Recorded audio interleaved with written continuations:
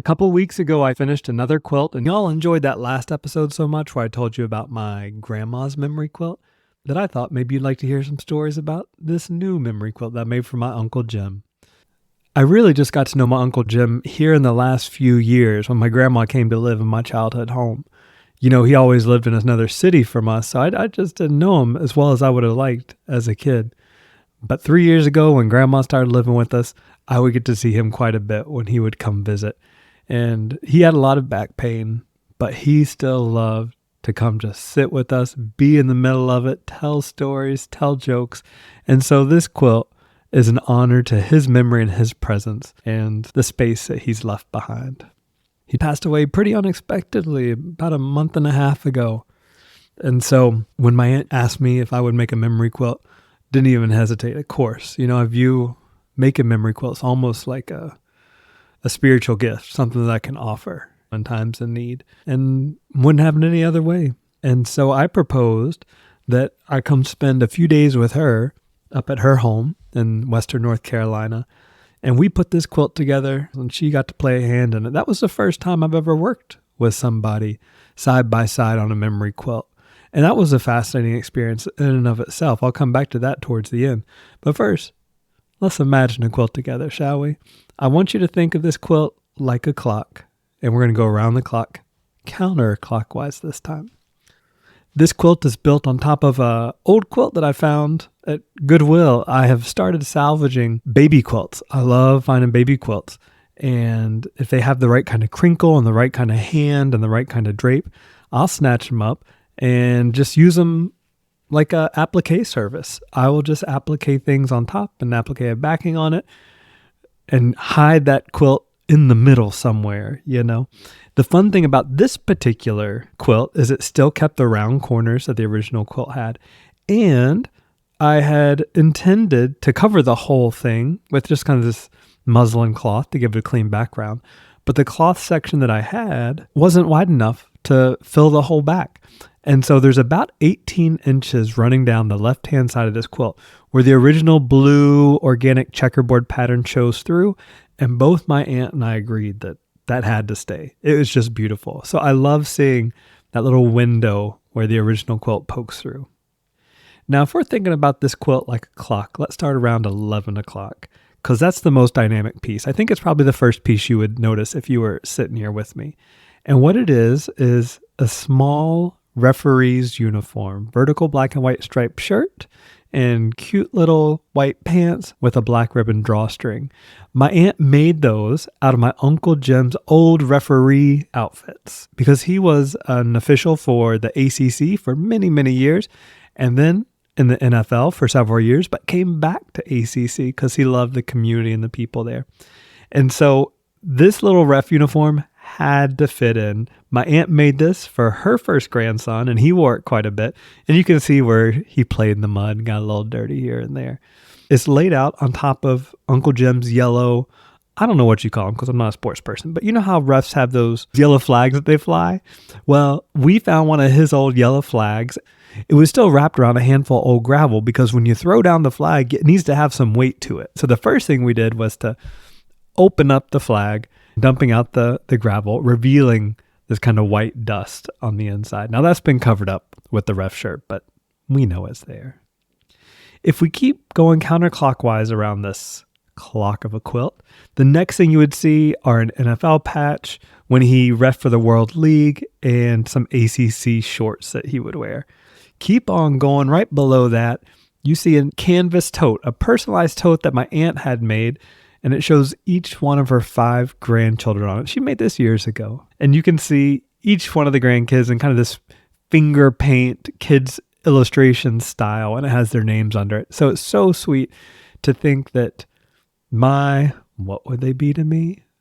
Cousins once removed? Who knows? But it's so sweet to see their grandkids reflected in this quilt.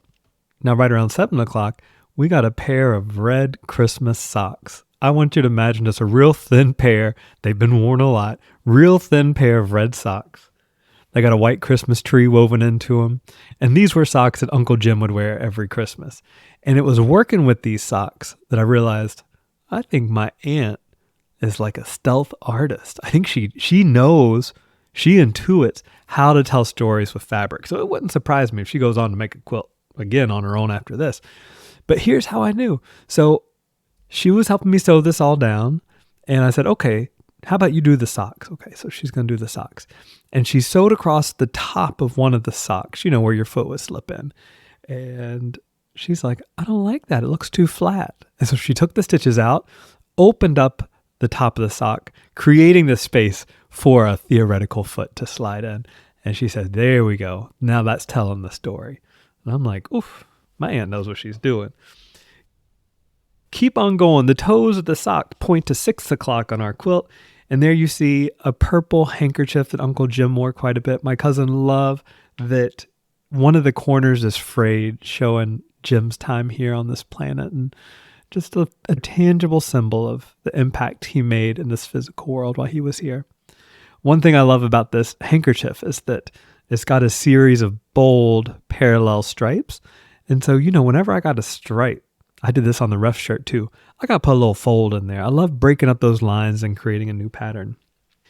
Now, carrying on, and right around 4 o'clock in the bottom right-hand corner, you see a green bathrobe belt, kind of a velour, fleecy belt. And it's just kind of curled up, like my aunt said, like he just took it off and dropped it on the floor.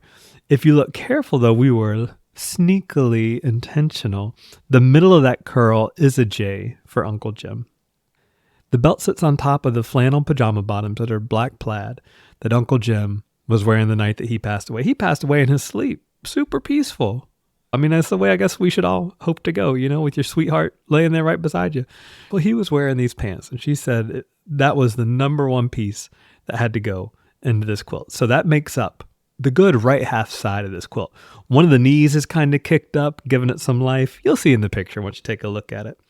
And it was actually these pajama pants that I started the entire composition with, because I noticed as I was looking them over that there was a part in the pants, right in the crotch, that had ripped. And my aunt had gone back and stitched them shut for my uncle. And to me, that was such a special moment in these pants, because they point to how the two of them took care of one another, even in the small, mundane details of life. Now, if we keep traveling up the pants, now let's go up to about 2 o'clock. We're rounding up our quilt tour here. You'll see a good sized American flag, about the size of a sheet of notebook paper or something. That was one they just had laying around the house. Now, the thing you need to know about that is that Uncle Jim served in Vietnam. He had, I'm not good with the different medals and awards and stuff, but like a Purple Heart and a Silver Star and some others anyway. So, he did some good things while he was there and got awarded for it. And so it's important that we should keep some of those stories here on this quilt too. So you'll see the American flag. Beside that, you see his airborne eagle patch that he wore when he was in the service. And then also in the same corner is a commemorative patch for Bull Mountain. Now, Uncle Jim had an uncle, I believe, if I remember it correctly, who was training for World War II. This would be back in 1944. And they were running a training mission, him and 10 other people, getting ready to go overseas. And they crashed their plane in Bull Mountain, Virginia. They all died.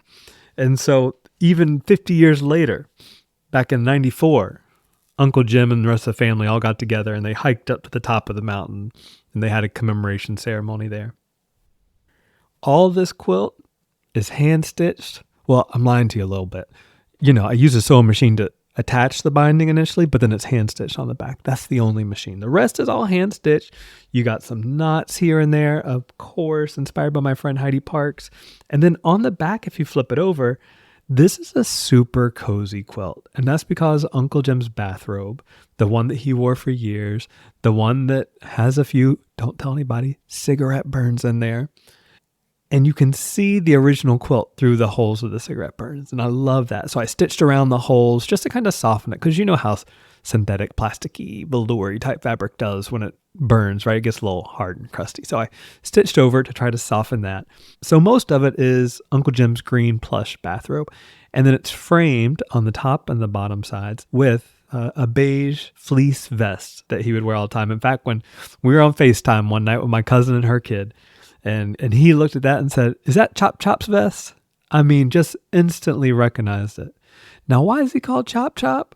This is one of those things I only learned at his funeral. Sometimes you learn things about people that way. I'd always heard his grandkids call him Chop Chop. I never knew the story. Turns out, with his military background, he had a certain affection for promptness. And so he'd go behind his grandkids, chop, chop, chop, chop, let's go. And so that quickly became his name. So this is Chop Chop's memory quilt. This is Uncle Jim's memory quilt. We miss him terribly, but I'm so glad that I got the chance to get to know him better these last few years. And it's been an honor working on this quilt with my aunt, to give her something that she's able to pick up and take with her as she's driving around visiting her kids and grandkids, taking those warm memories of Uncle Jim with her on the road. Now, if you're interested in working alongside of somebody to make a memory quilt, I did pick up a few pointers that I hope to keep in mind, and hopefully by telling you, I'll remember them for myself. Number one, I would just remind us that making memory quilts is work. Capital W work. It's the good work. And because of that, make sure you're in a good place before you jump in. I wanted to make sure before I started spending time with my aunt and working on this quilt that I felt like I was in a good place energetically before starting work. I didn't want her to have to console me while I was working on this quilt, right? And so I would just remind us that it all starts inside of us, the artist. Make sure your heart is good. Make sure your energy level is good. If you have a hang up or something that's giving you pause for any reason, maybe this isn't the best time to work. So number one, make sure you're good first so that you can be good for the loved one you're working with. Number two, have a conversation about what they want the quilt to be. This sounds perhaps like a little bit of a, doesn't everybody want the same kind of thing from a quilt? You'd be surprised. You'd be surprised.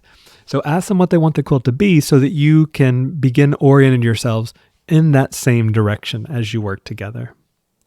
Part of that original conversation, too, would be the third thing that I would point out to you. And that is, I mentioned to my aunt specifically, I said, I am trusting you to tell me when we need to slow down or take a break.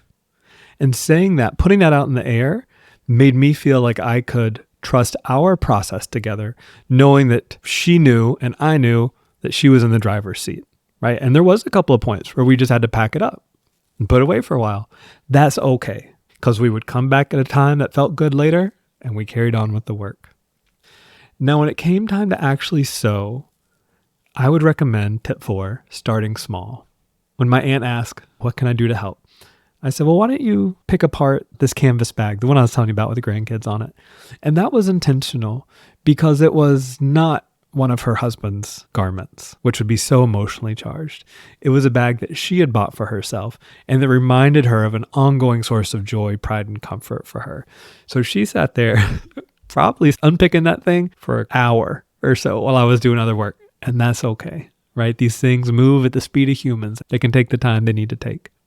Now, as the human who is working with the loved one making this quilt, I think it's helpful to think of ourselves as containers for stories, right? This quilt is a type of container, is holding a bunch of stories, but so are we. And so as we're sitting around the table sewing together, I would ask my aunt questions when she seemed like talking, asking her about different memories here, different memories there. But if she didn't feel like talking, that was okay too. We spent long periods of time just sitting in silence, sewing, listening to the birds, maybe watching the deer walk up. We'd throw them an apple or something.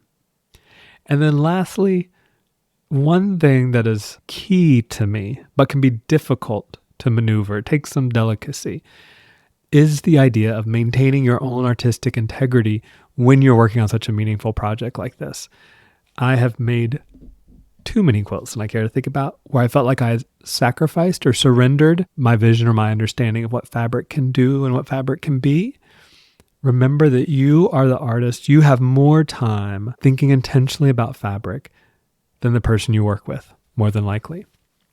So one way to make sure you're keeping your artistic integrity and thus ensuring a sense of satisfaction. The quilts that we work on, every quilt we work on, we want to feel a certain joy and satisfaction when we finish. So one way to do that, at least for me, is centering the composition on storytelling. When it's about storytelling, the pieces just seemed to fall into place. Like all of my Uncle Jim's referee stuff kind of went in one area. All his military stuff kind of went in one area, right? So that was helpful to me in the way that I work to continue working in a stream in which I felt comfortable. And that's not to say, of course, that my aunt didn't have any input. She had a lot of input. We worked on things together, but it was within a framework that I ultimately found very satisfying. And so I hope that helps you if you find yourself wanting to work side by side with a person on a memory quilt.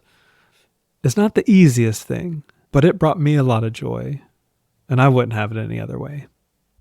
I hope you found a couple of nuggets there in that quilt talk that you can take with you to your own creative practice. I'll be back next week with another story or conversation for you. And until then, be well, sew something good, and hope to see you around somewhere. Maybe the Nook. Who knows?